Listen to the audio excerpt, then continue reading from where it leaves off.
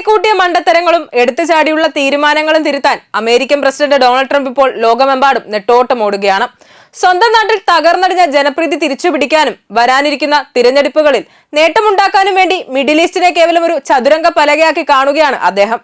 May 25-ന് വിർജീനിയയിലെ Arlington ദേശീയ സെമിത്തേരിയിൽ വെച്ച് ട്രംപ് നടത്തിയ പ്രഖ്യാപനങ്ങൾ അദ്ദേഹത്തിന്റെ രാഷ്ട്രീയ അജ്ഞതയുടെയും മധ്യേഷ്യൻ യാഥാർത്ഥ്യങ്ങളുടെ കടുത്ത നിഷേധത്തിന്റെ തെളിവ് തന്നെയാണ്. ഇറാന്റെ പരമാധികാരത്തെ വെല്ലുവിളിച്ചുകൊണ്ട് ആരംഭിച്ച യുദ്ധത്തിൽ നിന്ന് എങ്ങനെയെങ്കിലും തലയൂരാൻ ശ്രമിക്കുന്ന ട്രംപ് ഇപ്പോൾ പ്രമുഖ അറബ് മുസ്ലിം രാഷ്ട്രങ്ങളെ തങ്ങളുടെ പഴയ അബ്രഹാം ഉടമ്പടിയിൽ പങ്കാളിയാക്കാൻ നിർബന്ധിക്കുകയാണ്.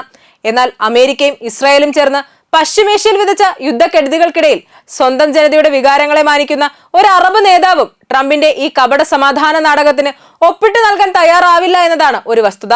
അമേരിക്കൻ സാമ്രാജ്യത്വത്തിന്റെ തണലിൽ ഇസ്രായേലിന് മിഡിൽ ഈസ്റ്റിൽ പരമാധികാരം ഉറപ്പിച്ചു നൽകുക എന്ന ലക്ഷ്യത്തോടെയാണ് ട്രംപ് തന്റെ ഒന്നാം ഭരണകാലത്ത് അബ്രഹാം ഉടമ്പടികൾ കൊണ്ടുവന്നത്. പലസ്തീൻ ജനതയുടെ അവകാശങ്ങളെ പൂർണ്ണമായും അവഗണിച്ചുകൊണ്ട് പശ്ചിമേഷ്യയിൽ ഇസ്രായേലിന് പുതിയ സ്വീകാര്യത ഉണ്ടാക്കിയെടുക്കുക എന്നതായിരുന്നു ഇതിന് പിന്നിലെ പ്രധാന അജണ്ട. 2020 സെപ്റ്റംബറിൽ ഡൊണാൾഡ് ട്രംപിന്റെ മരുമകനും വൈറ്റ് ഹൌസ് ഉപദേശകനുമായിരുന്ന ജാരഡ് കുഷ്ണർ മധ്യസ്ഥത വഹിച്ചാണ് ഈ വിവാദ കരാർ യാഥാർത്ഥ്യമാക്കിയത്.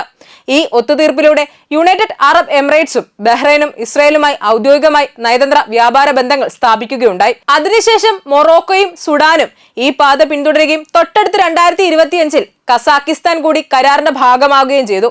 ഒരു സ്വതന്ത്ര പലസ്തീൻ രാജ്യം യാഥാർത്ഥ്യമാകാതെ ഇസ്രായേലുമായി യാതൊരു ഒത്തുതീർപ്പിനും ഇല്ല എന്ന അറബ് ലോകത്തിന്റെ ദശാബ്ദങ്ങൾ പഴക്കമുള്ള നയം കാറ്റിൽ പറത്താൻ ചില രാജ്യങ്ങളെ പ്രേരിപ്പിച്ച ഈ കരാറുകൾ യഥാർത്ഥത്തിൽ പലസ്തീൻ ജനതയോട് ചെയ്ത കടുത്ത വഞ്ചന തന്നെയായിരുന്നു. ഗാസയെയും ലബനനെയും ബോംബെറിഞ്ഞു തകർത്ത ഇസ്രായേലിന്റെ അധിനിവേശത്തിന് കൂട്ടുനിന്നുകൊണ്ട് ഈ തകർച്ചയുടെ അവശിഷ്ടങ്ങൾക്ക് മേൽ മധ്യേഷ്യയുടെ റിവിയേറ പണിയുമെന്ന ട്രംപിന്റെ വാദങ്ങൾ കേവലം സാമ്രാജ്യത്വ ഫാന്റസി മാത്രമാണ്.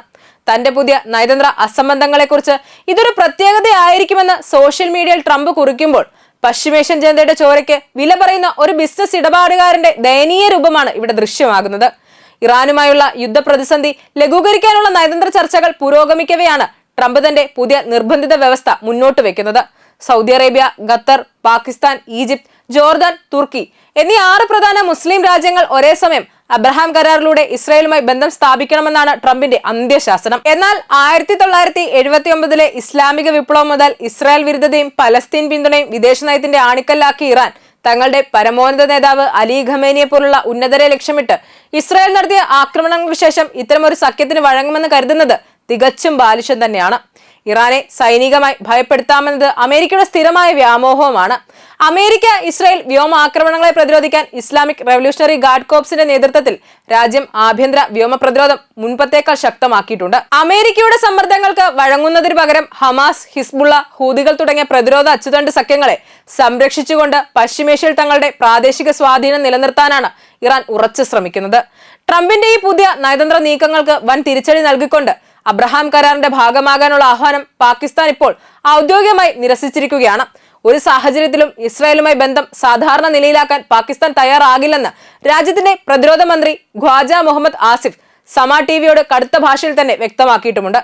കടുത്ത സാമ്പത്തിക പ്രതിസന്ധി നേരിടുന്ന പാകിസ്ഥാന് മേൽ അമേരിക്കയുടെ വലിയ സമ്മർദ്ദമുണ്ടെങ്കിലും ഇസ്രായേലിനെ അംഗീകരിച്ചാൽ രാജ്യത്തിനകത്ത് വലിയ ജനരോഷവും ആഭ്യന്തര കലാപവും ഉണ്ടാകുമെന്ന് പാക് ഭരണകൂടം ഭയപ്പെടുന്നുണ്ട്. സ്വന്തം പൗരന്മാരുടെ പാസ്പോർട്ടിൽ പോലും ഇസ്രായേലിലേക്ക് യാത്ര ചെയ്യുന്നതിന് വിലക്കേർപ്പെടുത്തിയിട്ടുള്ള പാകിസ്ഥാന്റെ ഈ നിലപാട് ട്രംപിന്റെ മുഖത്തേറ്റ കനത്ത പ്രഹരം തന്നെയാണ്. അതേസമയം ഗാസയിൽ 10,000-കണക്കിന് നിരപരാധികളെ കൊന്നൊടുക്കിയ ബെഞ്ചമിൻ നെതന്യാഹുവിന്റെ ക്രൂരതകൾക്ക് പൂർണ്ണ പിന്തുണ നൽകിയ അമേരിക്ക ഇപ്പോൾ സമാധാനത്തിന്റെ വെള്ളരിപ്രാവുകളായി വേഷമിടുന്നത് മിഡിൽ ഈസ്റ്റിൽ കടുത്ത അപ്രീതിയാണ് ഉണ്ടാക്കിയിരിക്കുന്നത്.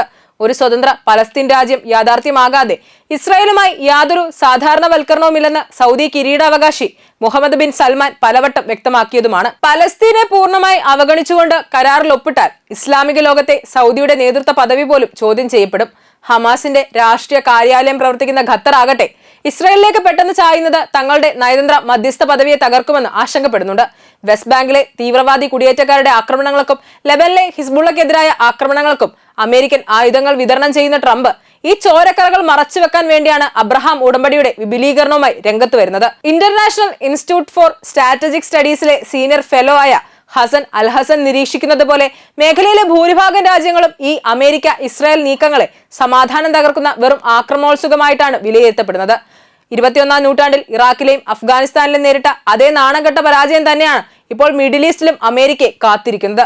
ജാരഡ് കുഷ്ണറെയും സ്റ്റീവ് വിറ്റ്കോഫിനെയും പോലുള്ള രണ്ട് കോർപ്പറേറ്റ് ബിസിനസ് മുതലാളിമാരെ അയച്ച് ഈ സങ്കീർണമായ നയതന്ത്ര പ്രശ്നങ്ങൾ പരിഹരിക്കാമെന്ന് മോഹിച്ച ട്രംപിന്റെ തന്ത്രങ്ങൾ അമേരിക്കൻ ആധിപത്യത്തിന്റെ തകർച്ചയുടെ ആഴം കൂട്ടുകയുള്ളൂ. അമേരിക്കയിലെ എയർ കണ്ടീഷണർ മുറികളിലിരുന്ന ഭൂഖണ്ഡങ്ങൾക്കപ്പുറത്തുള്ള രാജ്യങ്ങളുടെ വിധി നിർണ്ണയിക്കാൻ ശ്രമിക്കുന്ന അമേരിക്കൻ അഹങ്കാരത്തിനുള്ള കനത്ത പ്രഹരം തന്നെയാണിത്. സ്വന്തം ആയുധ കച്ചവടം കൊഴുപ്പിക്കാൻ വേണ്ടി മാത്രം മിഡിൽ ഈസ്റ്റിൽ യുദ്ധം നിലനിർത്തുന്ന അമേരിക്കൻ നയതന്ത്രത്തെ അറബ് ലോകം ഇന്ന് പൂർണ്ണമായും അവിശ്വസിച്ചു കഴിഞ്ഞു. തന്ത്രപ്രധാനമായ ഹോർമൂസ് കടലിടുക്കിലെ കപ്പൽ ഗതാഗതം തടസ്സപ്പെടുകയും വിനോദസഞ്ചാരത്തിന്റെയും ആഗോള ബിസിനസിന്റെയും സുരക്ഷിത താവളമായി മാറാൻ ശ്രമിച്ച ഗൾഫ് രാജ്യങ്ങളുടെ സാമ്പത്തിക മാതൃകയെ അമേരിക്കൻ യുദ്ധക്കൊതി തകിടം മറിക്കുകയും ചെയ്തു. അമേരിക്കൻ താവളങ്ങൾ തങ്ങൾക്ക് സുരക്ഷ നൽകിയില്ലെന്നും മറിച്ച് ഇറാന്റെ മിസൈലുകൾക്കും ഡ്രോണുകൾക്കും തങ്ങളെ ഇരയാക്കുകയുള്ളൂവെന്നും ബോധ്യപ്പെട്ടതോടെ ഗൾഫ് രാജ്യങ്ങൾ തങ്ങളുടെ സുരക്ഷാ നയങ്ങൾ സ്വയം പുനർപരിശോധിക്കുകയാണ്.